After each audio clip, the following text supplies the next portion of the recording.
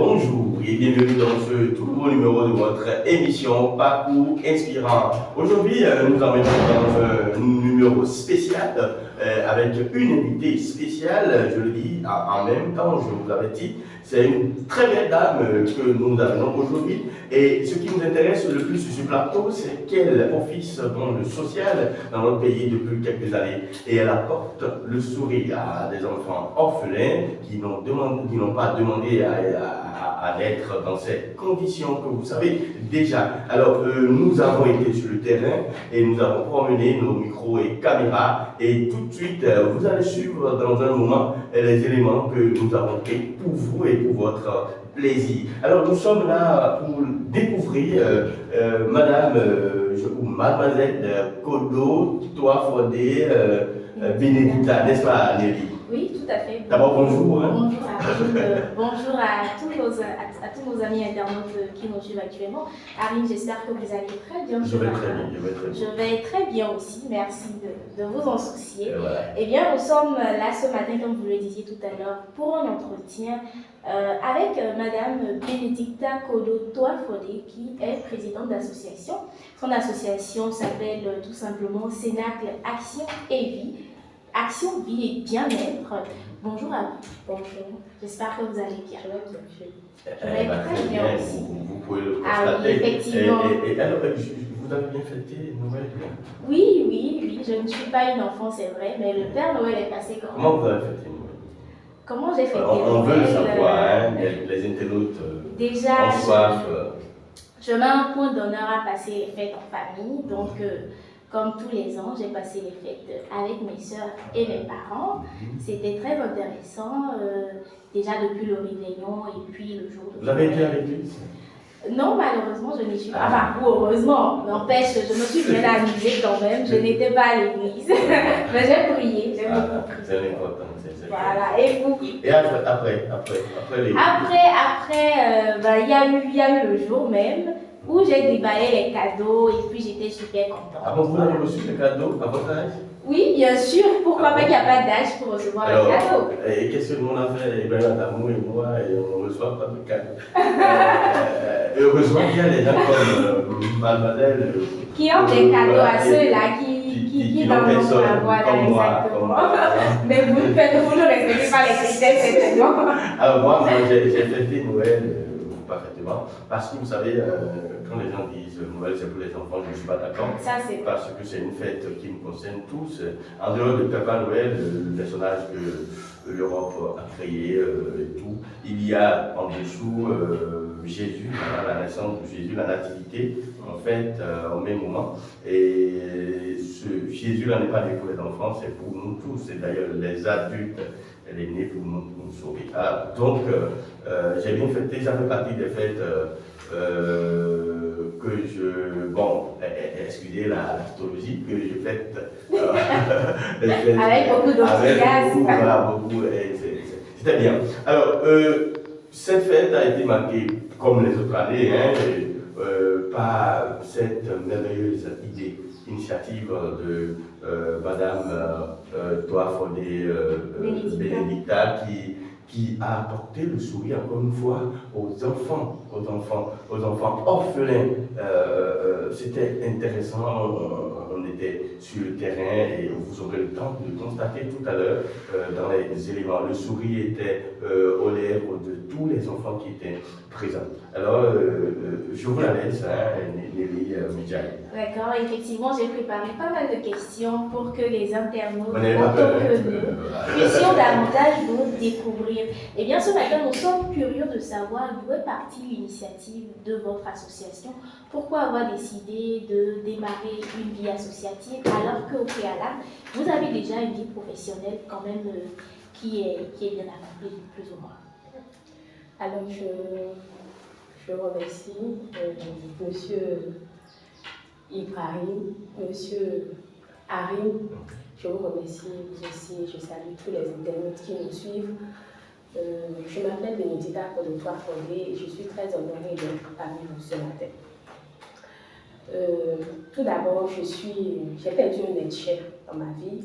Je suis devenue orpheline et ce manque d'amour que j'ai eu, ça m'a poussé à réfléchir. J'ai décidé de réunir des gens qui sont comme moi autour d'un moment de fête et de joie. Et c'est de là que je me suis engagée à la vie associative parce que cet engagement, l'envie de faire un peu plus pour ma communauté m'a poussé à mettre les pieds dans l'association, dans l'humanitaire, et voilà. D'accord. Et j'ai cru comprendre que CEVI Afrique aussi s'intéresse à la situation des filles et donc à leur autonomisation. Pourquoi s'intéresser à cela au niveau de votre association? Alors, vous n'êtes pas sans savoir que le développement d'une nation passe par la femme. Parce que c'est la femme qui donne vie, grâce à l'homme aussi. Ah oui. Donc, N'oubliez pas, je suis là, je suis sur le plateau, voilà. Donc, on s'intéresse aux femmes, aux filles, parce que nous savons que quand nous gagnons des femmes leaders, c'est pour un développement meilleur. Et nous avons déjà posé des actions, nous avons ciblé des filles qui n'ont plus la capacité de fréquenter et nous les avons inscrites dans des ateliers de formation pour qu'elles puissent s'en sortir dans la vie active. Alors, et Nelly Tchaï, on va quand même demander à savoir, à connaître les critères de sélection de ces jeunes filles dont on parle. Comment vous faites vos descentes dans les quartiers ou comment on veut savoir. Pour les critères, nous renseignons. Nous faisons des enquêtes. Voilà. Parce que dans chaque quartier, il y a des souches vulnérables. Donc, face à ces souches vulnérables, nous faisons des enquêtes et d'investigation sur investigation, nous apportons notre aide. D'accord.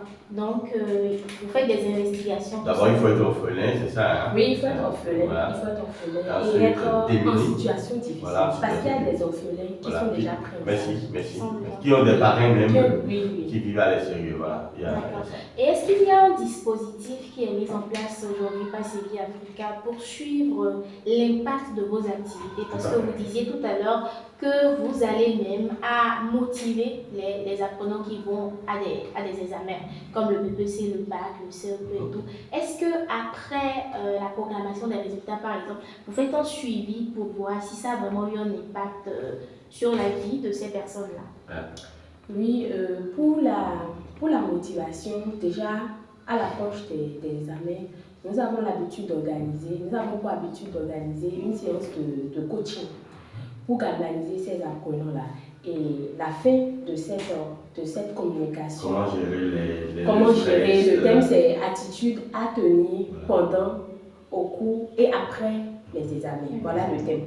Donc, à la fin de cette communication, nous offrons des gadgets aux orphelins pour qu'ils se sentent accompagnés, pour qu'ils se sentent soutenus. Nous offrons des imperméables, des vrais dessinateurs, des calculatrices, des règles, des crayons. Et l'année dernière, quand nous avons eu les résultats de ceux qui ont participé, nous avons vu que ces enfants ont très bien travaillé parce que mentalement, ils étaient accompagnés, ils savaient qu'il y avait CEVI Afrique derrière eux et qu'ils ne devaient pas échouer. Et actuellement, ils sont en seconde et on les accompagne toujours. Alors, donc vous avez fait ça au collège? Nous avons fait ça au collège d'enseignement général qui est dans la commune de Daoué-Calabé. D'accord. Et comment est-ce qu'aujourd'hui CEVI Afrique contribue à l'autonomisation des filles au Bénin? Quelles sont les activités que vous menez dans ce sens, au-delà de ce que vous faites déjà en matière d'accompagnement des enfants qui vont aux différents examens, en matière de fêtes de Noël auprès des orphelins? Vous avez parlé d'accompagnement des filles. Pour accompagner les filles, nous ciblons toujours les filles qui n'ont plus la possibilité, les filles qui n'ont plus les moyens, les filles qui sont démunies plutôt, qui n'arrivent plus à payer la contribution. Donc, on les oriente vers des centres de formation et on les accompagne. Donc, voilà ce que nous avons l'habitude de faire. Donc, pour l'autonomisation des filles, vous priorisez beaucoup plus l'accompagnement. Est-ce qu'il y a un processus de mentorat qui est mis en place ou est-ce que vous y pensez avec ces filles-là? Nous avons dans notre équipe des personnes, des femmes vraiment déterminées, des femmes pour ne pas dire des femmes Amazon, qui accompagnent ces filles-là, comme des moments quand même. D'accord. J'aimerais qu'on revienne un peu sur votre parcours personnel. On disait tout à l'heure que vous êtes éducatrice, vous êtes professeure de SVT. Pourquoi avoir choisi l'enseignement? L'enseignement, c'est d'abord, je vous disais que je viens d'une famille où il n'y a que des enseignants. Et j'ai été orientée par mes parents. Parce qu'après le baccalauréat, j'envisageais faire une étude et une formation en droit. Et là, avec le potentiel que mes parents ont remarqué en moi, ils m'ont orientée dans le secteur éducatif. Et c'est grâce à ça actuellement que, comme je suis en contact avec les apprenants, je sais déjà les difficultés qu'ils ressentent. Et c'est sur ça mon équipe et moi nous apportons des solutions. D'accord. Harry me disait tout à l'heure que vous êtes une très belle femme et je le confirme. Voilà, c'est pas qui va dire le contraire. Exactement. Vous avez dit, vous avez certainement une vie personnelle que vous devez forcément cumuler avec votre vie associative et votre vie professionnelle. Comment est-ce que vous arrivez à gérer cet ensemble? Alors pour cumuler les trois, ça fait beaucoup. Hein. Oui, ça fait beaucoup. C'est grâce à mon organisation. Quand je parle d'organisation, je fais référence à la planification de mes tâches et à la rigueur et à la discipline que j'y mets dedans. Et outre cela, outre mon organisation, je m'appuie sur mes collaborateurs qui m'accompagnent vraiment. Donc voilà. Donc, le monsieur n'est pas fâché à la maison, par exemple, parce que madame est très occupée, tout le temps partie, par exemple. Vous savez, il ne faut pas... Les trois domaines, c'est une question de passion. Donc, quand tu fais la part des choses, personne n'en souffre. Et il m'accompagne aussi. Ah, super. Super. Est-ce qu'au-delà de ces difficultés personnelles-là dont Karine parlait tout à l'heure, vous rencontrez des difficultés spéciales, soit dans votre vie professionnelle en tant que femme, soit aussi dans votre vie associative en tant que présidente d'association aujourd'hui?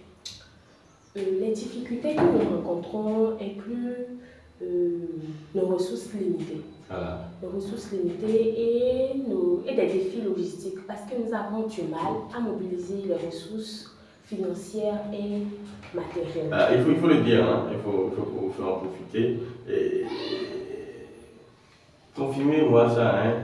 Vous n'avez pas de sponsors? Non, nous n'avons pas de des sponsors. Politiciens, par exemple? Non. Ah, nous comptons uniquement sur la bonne volonté et ça me permet, je profite de cette occasion pour saluer Monsieur Martin Assoba, de l'ONG Accra, de la Fondation MAV, qui nous a vraiment accompagnés pour nos éditions passées. Et je profite aussi pour saluer Monsieur Mathias Amon Aroumandébé, le directeur départemental des enseignements secondaires, techniques et de la formation professionnelle Atlantique. Et les autres personnes qui nous accompagnent, parce que nous comptons uniquement, parce que c'est un creuset, c'est une association de jeunes dynamiques, et pour ne pas dire une association d'éducateurs. Et comme on est face aux réalités des apprenants, nous avons décidé d'apporter un plus.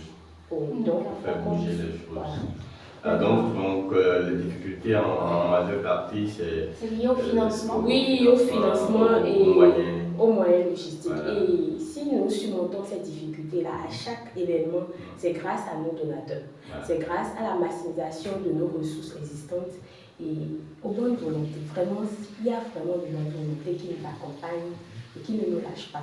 Donc, un gros coup à eux. D'accord. Billy Michael, avant de vous laisser finir, on va quand même aller à la régie et suivre les éléments et revenir, on discute après. C'est parti. Je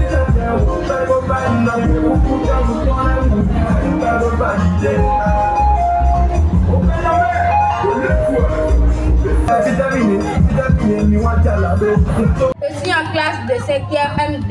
Comment s'appelle le directeur du CGA House? Le directeur du CGA House s'appelle Arros Benoît. Il a raison? Oui. Ah ben pour lui. Candidat tombera du ciel avec des jouets par milliers. N'oublie pas mon petit soulier.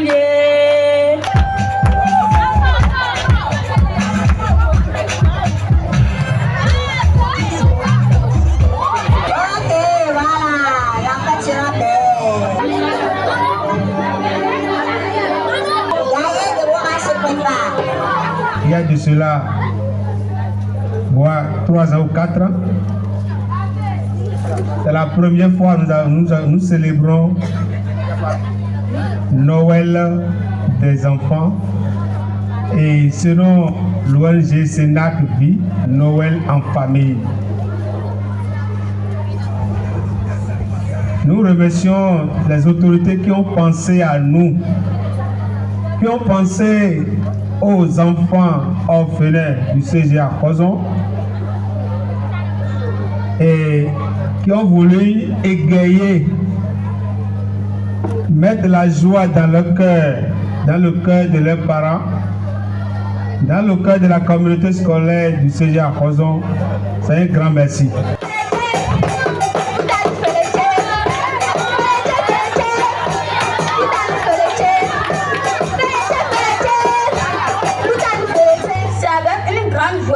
J'ai l'honneur de vous adresser ces quelques mots.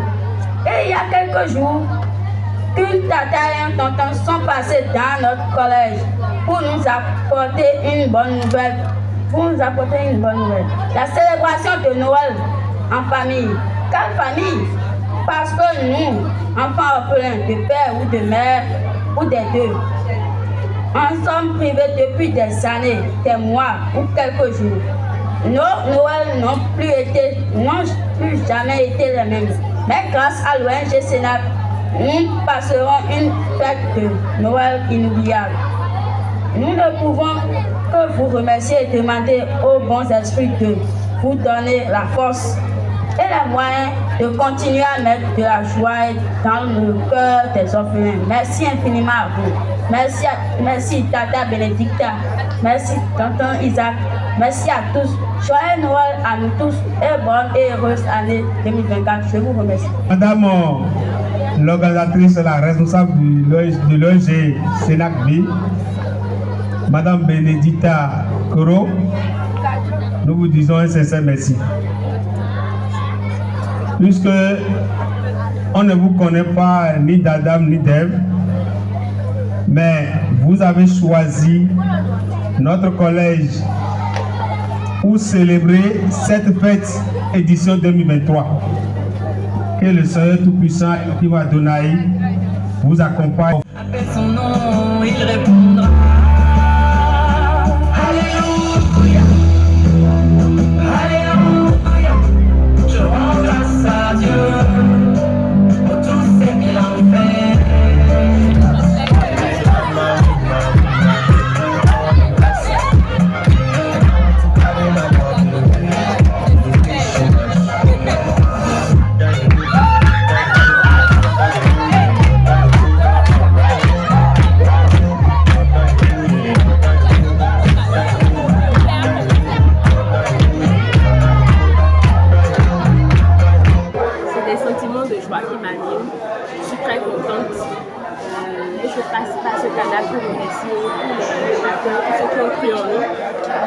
Personnes qui nous regardent, de savoir qu'il y a quelque part dans le monde des gens qui ont besoin de nous. Et nous, les recevons, comme on le dit.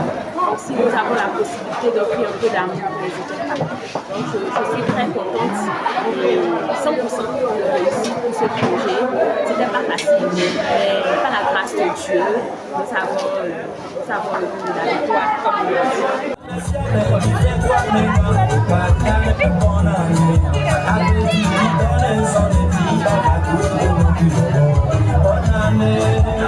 Et bien, retour en plateau avec Madame Kodo Toafodé Bénédicta, qui est notre invitée d'honneur aujourd'hui. Je la reçois avec Nelly Michai. Alors, vous avez suivi l'élément? C'était très intéressant. Les Je enfants pense que les internautes ont vu, comme nous, la joie que vous avez pu mettre dans les cœurs de ces enfants-là. Vous avez, on le voit à l'écran d'ailleurs, c'est plus d'une centaine d'élèves qui ont reçu des kits pour poursuivre leurs études. Donc, merci pour le travail. Pas études, il y a pour fêter. On leur permet de fêter correctement. Mais voilà. Ça aussi va permettre. Oui, tout à fait, parce que le ventre. Voilà, le ventre va remettre la pointe d'oreille. J'aimerais notifier quelque chose. En fait, le projet, c'est Noël en famille. Voilà. Nous n'avons pas oublié la famille, parce que ces enfants, quand ils viennent à l'école, ils ont une famille derrière eux, à la maison. Donc, l'objectif, c'est de les réunir pour un moment de fête, de détente, mais de leur offrir des vivres. Et de la chaleur aussi. Oui, de la chaleur, pour qu'ils puissent célébrer en famille. Même quand ils vont Oui, retourner. quand ils vont se retrouver. Donc, il faut que la fête continue, l'esprit de la fête là, continue même à la maison.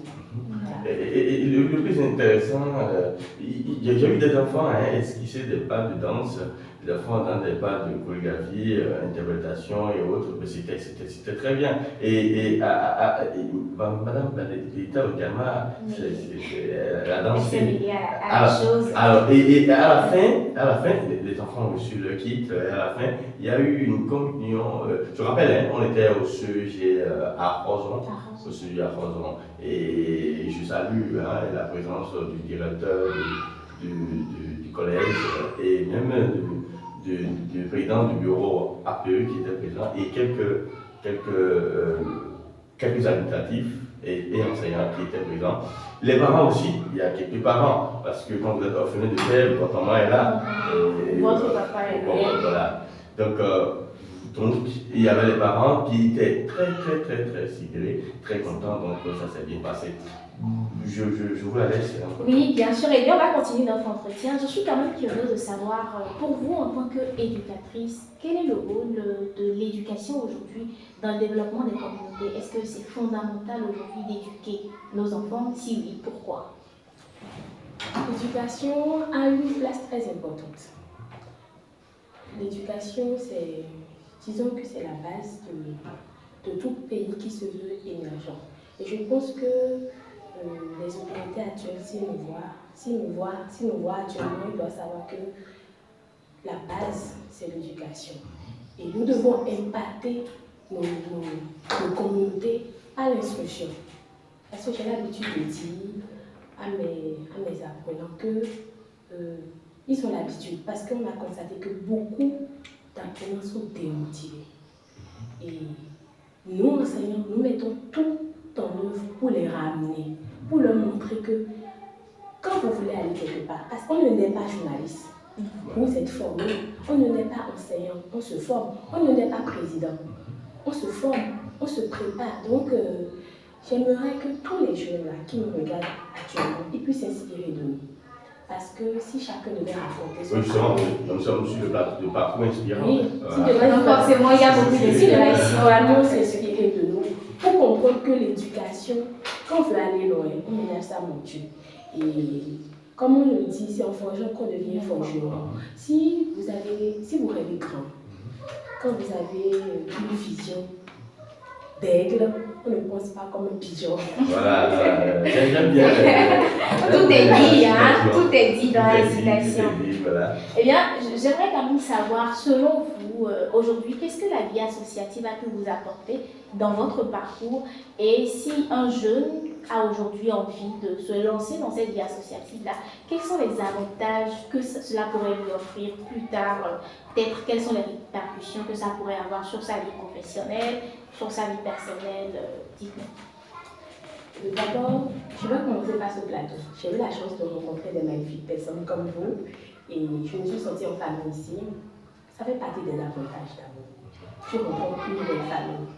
Quand tu commences la vie associative et que tu y mets ton cœur et ta passion. Parce que beaucoup pensent que l'association, quand on se met dans une vie associative, il faut penser à l'argent. Mais il faut débourser beaucoup plus de sa poche. C'est ça qu'ils ne savent pas. Il faut de l'engagement, il faut de la détermination, de la persévérance.